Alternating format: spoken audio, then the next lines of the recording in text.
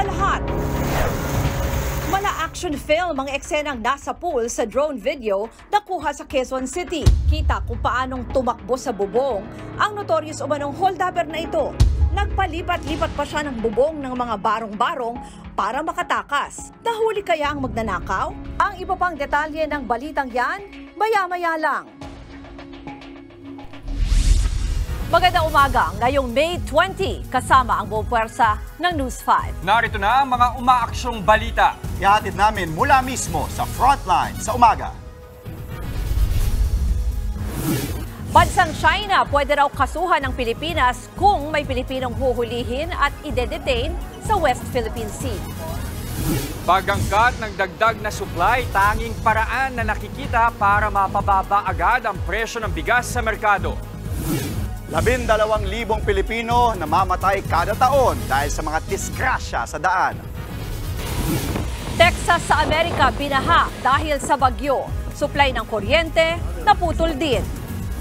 Carlos Yulo humakot ng ginto sa torneo sa Uzbekistan. EJ Obiena nakaginto rin sa palaro sa Amerika. At kaya mo bang ipanalo ang power nap competition sa South Korea?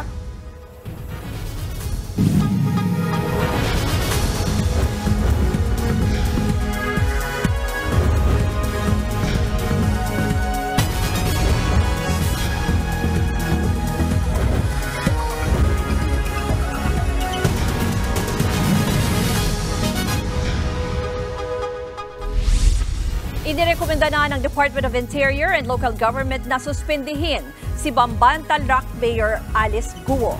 Kasunod yan ang pagkadawit ng alkalde sa iligal na operasyon ng Pogo sa Bamban. Ito ay para hindi raw maimpluwensyahan ni Guo ang investigasyon sa kaso. Ayon kay DILG Secretary Benhur Abalos, walang kapangyarihan ng ahensyang magsuspindi ng local officials. Hinihingi na raw ng ombudsman na magsumite ang DILG ng reklamo kasama ang lahat ng dokumento para imbestigahan si Guo. Sa kabila niyan, wala pang planong alisin ng Nationalist People's Coalition si Guo na partido ng alkalde. As of now, there's no talk to that effect.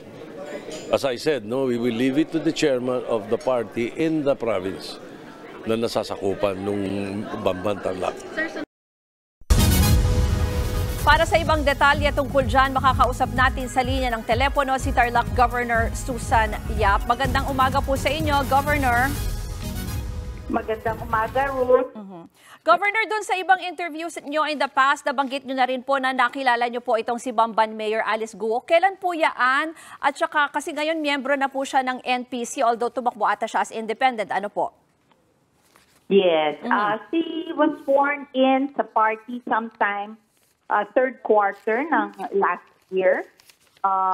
I really don't remember the details how I met her, but the council was the one that brought her to me and endorsed yung kanyang dating impact na nakatunggali kasi nakita naman na maganda ang naging trabaho niya sa bayan ng Bamban. Pero nung una niyo po siyang nakita, sabi niyo third quarter po siya naging miyembro ng inyong partido. Paano po ang pagpapakilala? Kasi 'di ba usually Governor, pag ganyan yung mga political families, 'di ba kilala niyo po usually, or mga malalaking negosyante, minsan may mga tumatakbo na ganyan. Ano po ang alam niyong background niya? Well, that she has ang main line ng negosyo ng family is piggery sa Bamban. Yes, pero po nung naging lumapit po siya sa inyo para maging member ng NPC, yun lang po yung information niyo about her background? Yes, and that kasi more ang engagement natin, ang concern ko is her service to the community, no? Okay. Pero and she's well loved naman by the people there. I've not heard anything bad about her, and people are so embracing to her, no? Kasi she's been maasikaso talaga. Okay. Yung binanggit niyo po na wala naman po kayong narinig na masama, ito pong reports noong sinasabing Pogo na raid po dyan sa Bamban, hindi po nakaarating sa inyo yung information na yan, na posibleng may mga illegal acts na nangyayari po? Oh, none. You know, no one has ever raised that issue. There was a previous raid way back yata yan in 2021. But so we thought na wala na, suspended na yun, no? Naging very clandestine. Kaya nga sabi ko, Ruth, sayang, sana dapat ang licensing agencies that have excluded the provincial government from the process, no? Sana mai-inform kami kasi talagang we were blindsided with regards to this activity. Okay. Yung isa pa po, Governor, kasi parating na po itong eleksyon, ano ho ang plano nyo dyan sa NPC? Kasi ang sabi ni Senator Tito Soto from NPC, no, former senator na up to the president of the, or the head of the provincial head, and kayo po yon. So ano po ang plano sa partido? Patungkol dito kay Mayor. At this moment, we would rather defer na lang dun sa decision ng mga investigating agencies in the national. No? Let's not preempt it. It has not been proven naman otherwise. So, antayin na lang natin yung mga ginagawang hakbang ng mga national agencies. Alamin lang po namin, ma'am, kayo po ba ipinatawag sa Senate or just in case, handa po rin ba kayong humarap?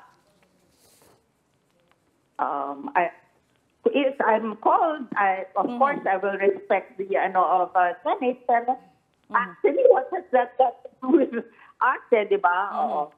Kung sakali. Pero yung binanggit niyo po kanina about siguro yung process, no? Yung halimbawa for the licensing. Yes.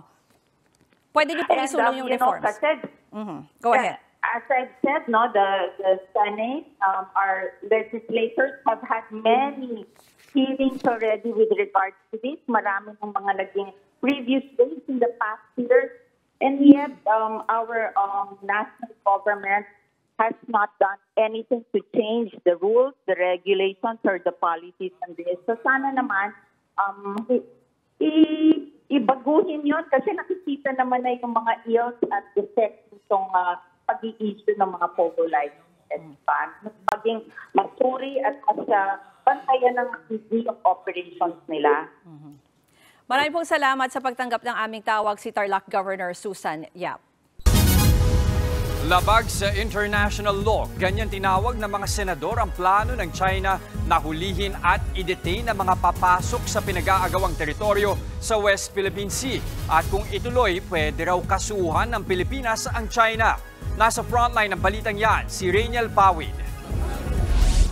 Naniniwala ang ilang senador na pwede ulit kasuhan ng Pilipinas sa International Court ang China kung may Pilipinong aarestuhin ng Coast Guard nila sa South China Sea. Kasunod yan ng lumabas na artikulo sa Hong Kong-based media outlet na South China Morning Post na inatasan daw ng Chinese government ang kanilang Coast Guard na ikulong ang mga trespasser sa kanilang teritoryo kahit walang paglilitis. Hanggang 60 araw raw pwedeng makulong ang mga anilay trespasser at sisimulan daw itong ipatupad sa Hunyo. Ayon kay Senator Francis Tolentino, labag sa international law kung manguhuli ng trespasser ang China sa mga inaangkin nilang teritoryo sa South China Sea.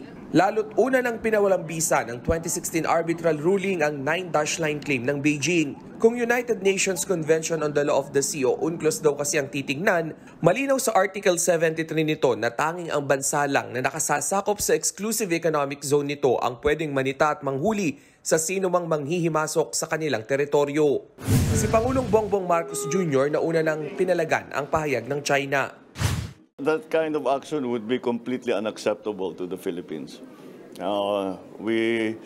Of course, once again, I do not talk about operational details, so you will leave it to us. Bagamat hindi binahagi ni PBBM ang susunod na hakbang ng ating gobyerno, tiniyak niyang gagawin niya ang lahat para protektahan ang mga Pilipino, lalo na ang mga mangingisdang Pinoy sa West Philippine Sea. Sinang-ayunan naman ng isang maritime security expert ang pahayag ni Pangulong Marcos. Kasama naman dalhin yan, hindi siguro tatanggapin yun dahil it basically negates the principles of the international law. Wala pang reaksyon ng gobyerno ng China sa bagong pahayag ni PBBM. Pero sa isang artikulo ng Chinese media outlet na Global Times, sinabi ng isang eksperto na general rules lang daw ang nilalaman ng bagong regulasyon ng China. Hindi raw nito target ang Scarborough Shoal at Spratlys na kabilang sa mga pinag-aagawang teritoryo sa South China Sea. Nagbabalita mula sa frontline, Rainiel Pawid, News 5. Asado na ang nakatakdang pagdinig ng Senado kaugnay sa aligasyon ng wiretapping laban sa Chinese Embassy sa Miyerkules. Ayon kay Senator Francis Tolentino, nagpadala na ng formal na imbitasyon ang Joint Committee on National Defense, Foreign Relations at Science and Technology sa Chinese Embassy para makadalo si Chinese Ambassador Wang Jilian at ang Chinese Consul General sa hearing. Pero paglilinaw ng senador, polite invitation lang ang pinadala nila dahil hindi pwedeng obligahin ng Senado ang mga foreign diplomat na dumalo sa pagdinig alinsunod sa international law. Idaraos ang pagdinig in aid of legislation para tingnan kung kailangan amyendahan at palakasin ang anti-wiretapping law. Sa ibang balita, ligtas ang nasa 23 tripulanteng Pinoy matapos atakihin ng rebeldeng Houthi ang isang oil tanker sa Red Sea. Nagkarga ng lagi sa Black Sea sa Russia ang MT Wind at naglayag papuntang China. Pero pagdating sa bandang Red Sea sa Yemen, tinamaan ito ng isang anti-ship missile ng Houthi. Rumesponde ang isang US Maritime Coalition pero hindi na kailangan ng crew ng tulong dahil napaandar naman agad ang barko. Ito ang pinakahuling insidente ng pag-atake ng rebeldeng grupo sa mga barkong dumaraan sa Red Sea at Gulf of Aden. Kasunod nito, muling giniit ng Department of Migrant Workers ang karapatan ng mga Pinoy na hindi sumakay sa mga barko kung daraan pa rin ito sa naturang mga katubigan. Ang ating paalala sa mga ship owners na may dalang tripulante Pilipino to please divert your voyages. Pero kung magpapatuloy pa rin yung barko ay na may dalang tripulante Pilipino ay bigyan ng karapatan, igalangin ang karapatan ng tripulante Pilipino na mag-refuse sailing o tumanggi sa pag-board ng ship. Formal lang sinelyuhan ang Partido Federal ng Pilipinas o PFP at Nationalist People's Coalition o NPC ang pagsasanib-pwersa nila para sa 2025 midterm elections. Tinawag nilang alyansa para sa bagong Pilipinas ang kanilang koalisyon. Pero ayon kay Pangulong Bongbong Marcos na siya ring chairman ng PFP, matagal nang nagtutulungan ang partido niya at ang NPC. Tiniyak naman ni NPC Chairman at dating Senator Tito Soto ang buong suporta ng partido niya kay PBBM. Inamin naman ni Soto na plano niyang magbalik sa Senado. Bukod naman sa NPC, una na rin nakipag-alyansa ang Partido Federal sa lakas CMD ni House Speaker Martin Romualdez. Nagpahayag din ng interes si PBBM na makipag-alyansa sa Nationalista Party at National Unity Party. We are not joining forces for some narrow electoral objective alone. Of course, the approaching political cycle is an important element and has added impetus to what we are doing. Our agenda is the nation's progress. Nothing more, nothing less. Mga kapatid, maliit lang ang magiging galaw ng presyo ng produktong petrolyo ngayong linggo. 10 hanggang 20 sentimo kada litro ang posibleng rollback sa gasolina. Kung gumalaw naman daw ang presyo ng diesel, hanggang 10 sentimo lang ang ibababa nito. Ayon naman sa Department of Energy, posibleng dagdag at bawas ang mangyari sa petrolyo ngayong linggo. Inaasahan kasi ng OPEC na tumaas ulit ang demand sa langis. Yan ay kahit malabo ang patutunguhan ng tensyon sa Middle East at iba pang geopolitical issues. Importasyon pa rin daw ang tinitignang solusyon ng mga mambabatas para mapababa ang presyo ng bigas sa merkado. Sabi ni Pangulong Bongbong Marcos, nakahanap ng paraan ang Kongreso para makapag-angkat ulit ng bigas ang gobyerno.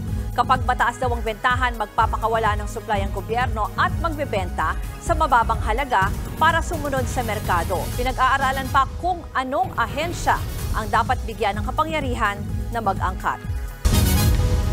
Nakaranas ng matinding ulan ang ilang bahagi ng Metro Manila kahapon. Sa kabila niyan, asahan pa rin ang nasa danger level na heat index ngayong araw. Nasa frontline ng balitang yan, si Dave Abuel. Biglang buhos ng ulan ang naranasan sa ilang bahagi ng Metro Manila kahapon. Bandang alas 3 ng hapon, malakas na ulan ang naranasan tulad sa Sampaloc, Maynila. Sa Pasay City, halos mag-zero visibility sa lakas ng ulan. Mabagal naman ang takbo ng mga sasakyan sa Quezon Avenue sa Quezon City dahil sa baha na hanggang gutter ang taas. Sa Taguig City, may kasamang kulog pa ang matinding ulan. Dahil dyan, napasilong ang ilang namamasyal. Paliwanag ng Pag-asa, localized thunderstorm ang dahilan ng pag-ulan kahapon. Posible pa raw na maging maulan sa mga susunod na araw. Especially, papunta na kasi tayo sa panahon ng tag-ulan. In-expect natin, nangyayari kasi yun mga around June. So dahil doon, ma-expect natin na mas magiging frequent na yung mga localized thunderstorms natin ngayon. Ilang weeks na lang pwedeng magsimula yung tag-ulan. Naunang sinabi ng Pag-asa na nasa transition period na ang bansa mula tag-init patungong panahon ng tag-ulan. Ngayong araw, patuloy ang pag-iral ng shear line na magdadala ng pag-ulan sa extreme northern Luzon. Posible ring makaranas ng pag-ulan ang natitirang bahagi ng bansa, kabilang ang Metro Manila dahil naman sa easterlies. Sa kabila niyan, mananatiling mainit ang panahon ngayong tanghali. Posible pang pumalo ng 46 degrees Celsius ang heat index sa Sangley Point, Cavite at Roas City sa Capiz. 45 degrees Celsius naman sa Iba, Zambales, Legazpi City, Albay at Giwan sa Eastern Samar. Nagbabalita mula sa Frontline, Dave Abuel, News 5. Susunod, habulan ng isang hold-upper at mga pulis umabot sa bubungan ng mga bahay sa Quezon City. Mga customer ng isang kainan sa Davao City nagrambulan. At helicopter na sakay ang presidente ng Iran bumagsak. Maalakihang search and rescue inilunsad. Yan at iba pang mga balita at impormasyon sa pagbabalik ng Frontline sa umaga.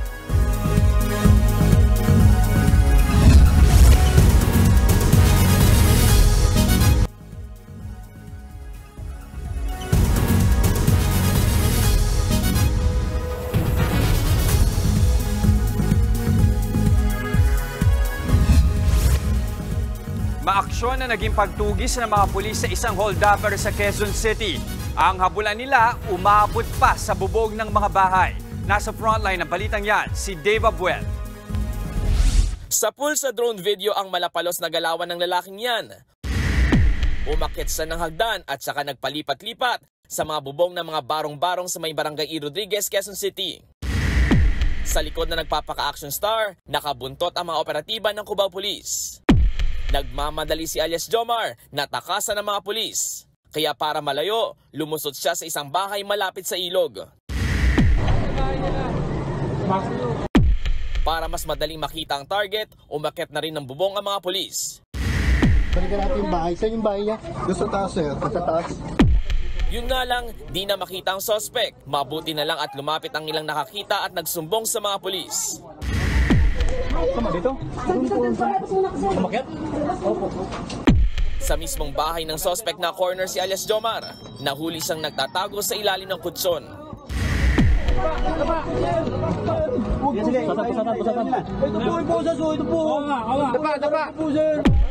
Nagmamakaawa pang suspect habang pinupusasan.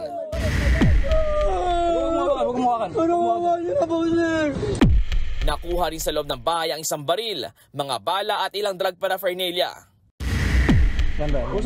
Bago ang tagpong yan, nauna nang natakip ang isang alias Kenneth na kasama umano ni alias Jomar na nang hold up sa isang jeep sa Aurora Boulevard noong Biyernes ng gabi. 4 ang nakuha nila ng mga cellphone. And nung pinakita namin yung aming Rose Gallery, agad naman itong na-identify ng 4 mismo na biktima.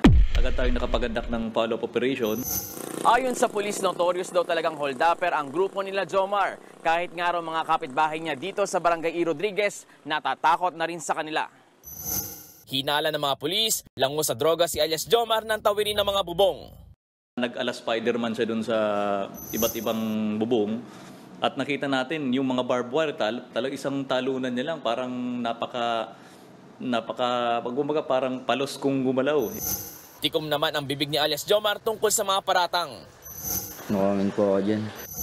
Si alias Kenneth naman, itinanggi ang pang-hold up. Kasama ka ng hold up sa jeep? Hindi po ako kasama. Tabay lang po ako. Hawak na ng Cubao Police Station ang dalawa. Patuloy naman tinutugis ang kapatid ni alias Jomar na kasama rin daw sa pagnanakaw. Nagbabalita muna sa Frontline, Dave Abuel, News 5. Samantala, arestado ang 3 lalaki dahil umano sa pagbebenta ng mga motor na sila mismo rin ang nagnakaw. Ang isa sa mga sospek, dati palang pulis. Nagbabalik si Dave Abuel. Himas rehas ang 3 lalaking ito matapos mahuli sa entrapment operation habang nagbebenta ng mga nakaw na motorsiklo sa Sampaloc, Maynila. Ayon sa Manila Police District, sa Bulacan at Pampanga umano, nag-ooperate ang mga ito sa kaibebenta ang mga nakaw na motor online. Kasama sa 3 na aresto ang isang nagpakilalang pulis. Pero ilang taon na palang nasibak sa serbisyo. Allegedly, no, ayon sa isang complainant po natin, no, tinutukan niya ng baril, no, at kinuha niya yung motor, kinuha nila. Positively identified po sila ng ating mga witnesses at complainant. Nakuha naman mula sa grupo ang isang baril, mga pala, susi ng mga motor, pera, ilang mga ID at 3 motorsiklo. Pero kahit nahuli na, todo tanggi pa rin ang mga suspect sa akusasyon. Giit nila, lehitimo ang kanilang negosyong buy and sell. As you can see doon sa records, wala po kaming kasong carnapping or kahit ano. We are also victim here because we are buy and sell. We are not criminal. Yung husgado na lang po ang magdidikta kasi inosente po kami until proven guilty. Maharap ang dating pulis sa mga reklamong estafa, usurpation of authority or official functions, falsification of document at illegal possession of firearms and ammunition. Estafa naman ang kakaharaping reklamo ng 2 pa na taga-benta ng mga motor. Nasa kustodiya na sila ng Sampaloc Police Station habang patuloy ang investigasyon ng mga pulis. Nagbabalita mula sa Frontline, Dave Abuel, News 5. 12,000 Pilipino kada taon ang namamatay sa mga disgrasya sa kalsada ayon sa Department of Health. Kaya naman ang ahensya may payo sa mga motorista. Nasa frontline ng balitang yan, si Gary De Leon. Sa pool sa kuha ng video na ito ang pagdaan ng motorsiklong may sakay ng mag-asawa at 7 taong gulang nilang anak sa Sikatuna, Bohol. Ilan saglit pa, bigla silang bilangga ng kasunod na van. Ayon sa Sikatuna Police, nakaligtas ang mag-asawa pero nasawi ang kanilang anak. Tumakas ang driver noong una pero sumuko rin kalaunan. Nakaharap siya sa reklamong reckless driving resulting in homicide and multiple serious injuries. Sa Miag-Aw, Iloilo naman, kitang tumatawid ang 3 estudyanteng ito papunta sa kanilang paaralan. Pero bago pa tuluyang makalampas ng pedestrian lane, nabangga ng humaharurot na motor ang 2 sa kanila. Nakatayo agad ang isang estudyante at driver ng motor. Habang ang isang biktima, makikitang nakandusay pa rin sa kalsada. Ayon sa nagmamay-ari ng CCTV, naisugod na sa ospital ang mga estudyante. Habang hawak naman ng mga pulis ang driver na napag-alaman namang walang lisensya. Sa Gumaca, Quezon, patay naman ang isang batang 7 taong gulang matapos mabangga ng isang van. Ayon sa investigasyon, biglang tumawid ang bata sa Maharlika Highway. Hindi umano ito napansin ng driver ng van. Dinala ng driver ang biktima sa ospital ngunit idineklara ring dead on arrival. Nakikipag-areglo na ang driver ng van sa pamilya ng bata. Ilan lamang yan sa mga kabi-kabilang road accident sa bansa ngayong taon. Sa datos ng Department of Health, umaabot na sa 12,000 ang namatay sa road accidents ngayong taon. Para raw sa mas ligtas na mga kalsada, hinihikayat ng DOH ang publiko na gumamit ng tinatawag na active transport. Pag sinabing active transport, kung malapit naman, lalo na hindi naman masyadong mainit, no? Kung may lilim, lakarin na lang natin. O kaya mas maganda kung meron tayong bisikleta. Kung marami raw susunod dito, tingin ng Department of Health ay bababa ng 35% ang bilang ng mga namamatay sa road accident pagsapit ng 2028. Nagbabalita mula sa Frontline, Gary De Leon, News 5. Binulabog ng rambulan ng mga kumakain sa isang paresan sa Davao City.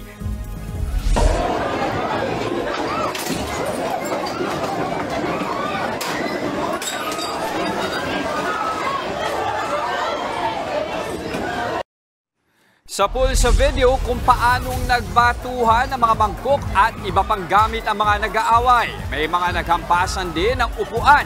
Nagtakbuhan naman ng ibang customer sa takot na madamay sila sa gulo. Ayon sa uploader ng video, nagsimula ang rumble ng mayabangan umano ang isang lalaki sa isa pang lalaking kasama niyang kumakain sa mesa. Isang lalaki ang nasugatan sa ulo. Iniimbestigahan pa ng mga pulis ang insidente.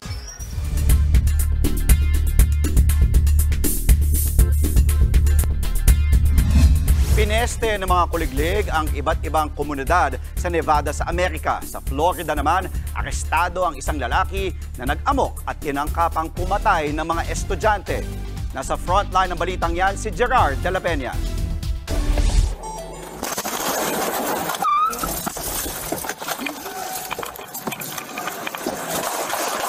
Sa Sa bodycam footage na ito, kitang nagmamadaling makalayo ang pulis na yan sa Key West, Florida sa Amerika. Pero napakapit na lang sa manibela ang pulis nang bigla siyang salpukin ng isang traktor. Mabuti na lang at di gaanong nasaktan ng pulis. Agad siyang lumabas at nagpaputok ng warning shot.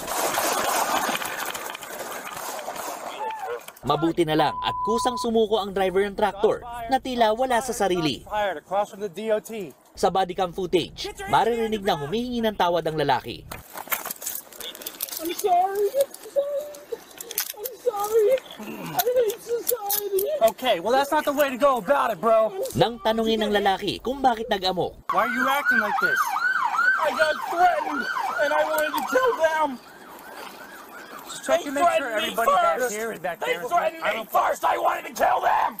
They had to pay. Lumabas sa investigasyon na wala sa katinoan ng lalaki. Unang nitong ninakaw ang traktor at saka ibinangga sa lobby ng isang college dorm. Tinangkarin ng lalaki na patayin ng 2 estudyante. Ilang sasakyan din ang binangga ng suspect. Dahil na pinagdaraanan, sasailalim sa evaluation ang lalaki na hawak na ngayon ng mga pulis. Napakalakas na bagyo naman ang bumayo sa ilang lungsod sa Texas. Sa lakas ng ulan at hangin, halos mag-zero visibility na. Walang patid ang delubyo kahit malalim ang gabi. Sa lungsod ng Houston, bigla pang naputol ang supply ng kuryente. Lalo tuloy nagdilim. Aabot sa 800,000 bahay ang apektado. Sa gitna ng bagyo, 4 na residente ang namatay.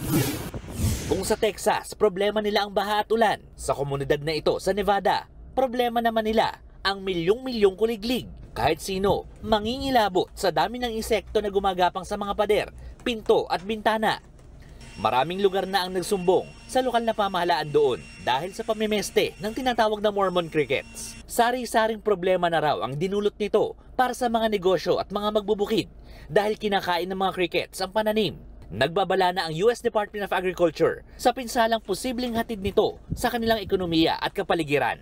Nagbabalita mula sa Frontline, Gerard de la Peña, News 5. Patuloy na pinaghahanap si Iranian President Ebrahim Raisi matapos bumagsak ang sinasakyan niyang helicopter. Base sa ulat ng Reuters, bumagsak ang chopper sa mabundok na bahagi malapit sa Holfa, ang syudad sa border ng Azerbaijan. Pabalik na raw dapat si President Raisi matapos bumisita sa border para pasinayaan ang isang dam project. Tuloy-tuloy ang search operation sa gitna ng masamang panahon. Susunod, Pinoy Olympian EJ Obiena mukhang ready na para sa Paris Olympics matapos makaginto sa katatapos lang na Los Angeles Grand Prix. Ito pa ang isang wagi, Carlos Yulo hakot ginto sa Artistic Gymnastics Asian Championships sa Uzbekistan. At mga pagod at antukin, kumasa sa power nap competition sa South Korea. Tuloy-tuloy lang ang paghahatid namin ng balita at impormasyon dito sa Frontline sa umaga.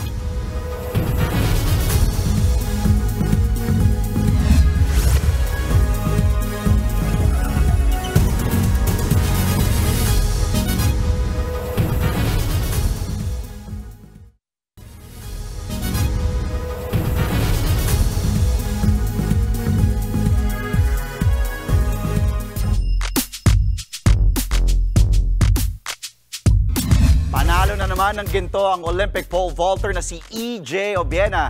Si Obiena lang ang tanging nakaklear ng 5.8-meter mark sa USA Track and Field Los Angeles Grand Prix, dahilan para maiuwi niya ang top prize. Ito raw ang unang beses na nagwagi si Obiena sa isang patimpalak na ginanap sa Amerika.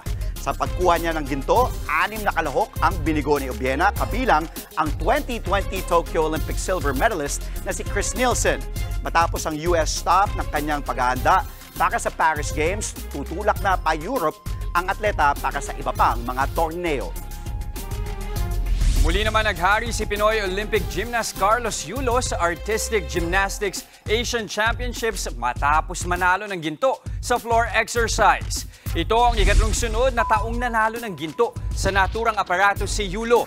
Nagtala siya ng 14.933 points para matalo ang mga pambato ng Kazakhstan at China.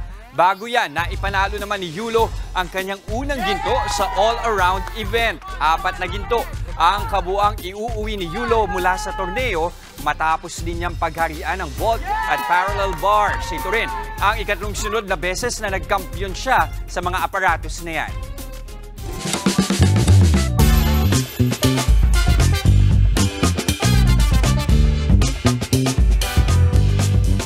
Kamusta ang inyong weekend, mga kapatid? Jess, Andre, nakatulog ba kayo ng mahimbing? Kasi kung nakatulog siya, nakatulog ako. kasi wala kayong day off eh. Pero sabihin ko sana sa inyo, kung hindi, pwede kayong kumasa sa kakaibang kompetisyon na ito sa South Korea. Ewan ko lang kung mananalo tayo yun lang. Kasi ito, literal na ipapanalo nyo to ng nakapikit. Hindi kasi training, kundi pagod ang puhunan nyo, mga kapatid, sa power nap competition. At imbes na jersey o uniform, pantulog ang suot ng mga sumalang sa kompetisyon na ito. Kanya-kanyang gimmick at pwesto sila sa mga beanbag kung saan kailangan nilang umidlip ng 1.5 oras. Pero di lang sila basta-basta natutulog kailangan kasi nilang tiisin ang iba't ibang panggugulo ng staff. Kasama na rin ang panghihilite gamit ang balahibo ng ibon at pabulong-bulong nila. Binantayan din ang heart rate nila dahil sa sleep quality ibabase ang mananalo. Layo ng kompetisyon na bigyang diin ang kahalagahan ng kalidad na tulog at pahinga. O yan, pakinggan nyo daw yun. Tulog at pahinga. Mapabaw ako talaga. Ako kaya ko to. Kaya ko to. Ako feeling ko rin kaya ko. Kaya? May kasama pang hilik. Baka sa hilik. I-cheer ko na lang kayo. Ewan ko lang kung magising kayo sa cheer ko. Baka ikaw pa yung mangiliti doon eh. Kailangan, pwede kayo dyan kasi hindi kayo nagpapahinga 7 days a week ang inyong pagiging frontliners, di ba? Oo nga naman. Totoo din naman. Isasali ko kayo dyan.